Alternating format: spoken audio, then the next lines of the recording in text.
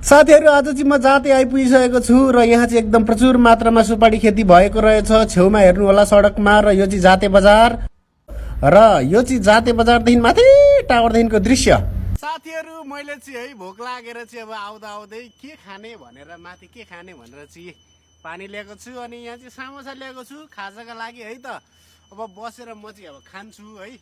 यो सखुवाको रुख छ, साखुको रुख, यसको तल टक्क बस्ने अनि म चाहिँ अब खाने हो। तपाईहरु चाहिँ हेर्दै गर्नु होला यो ठाउँ कस्तो छ, यसो प्रतिक्रिया दिनु होला।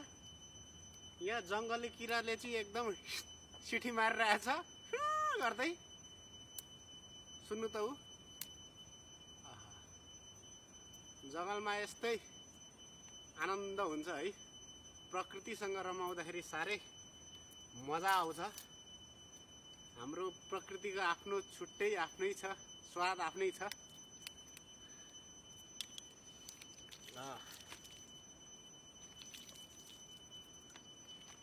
कस्तो लागिरहेछ म बसेको ठाउँ हेर्नु होला साथीहरू। निकै ठुलो पो सिटी बजायो त यसले त। भोक लाग्यो क्या त्यसलाई पनि। चाडा समोसा लिएर आएको छु साथीहरू। अब म चाहिँ अब खान आँटे। तपाईहरु कसलाई समोसा मन पर्छ भन्नु होला, लाइक कमेन्ट गर्नु होला। इस एउटा म चाहिँ बजाउन आँटे है त।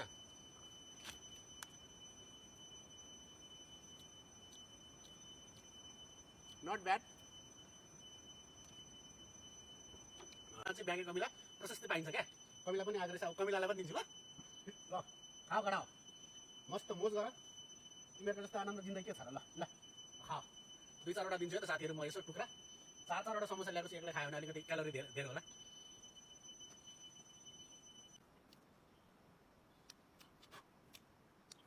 हाम्रो एउटा हिरो त्यता हाल्छ त। घाँचतिर आउँदैछ क्या कमिला। कसै घर पठाइदिएको अनि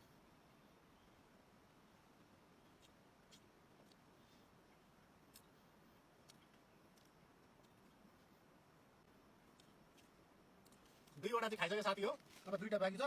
खाइसक्छु सक्दिनँ, पहिले त खाइसक्थेँ। आज अलिक डाइटिङ कम भएको छ क्या।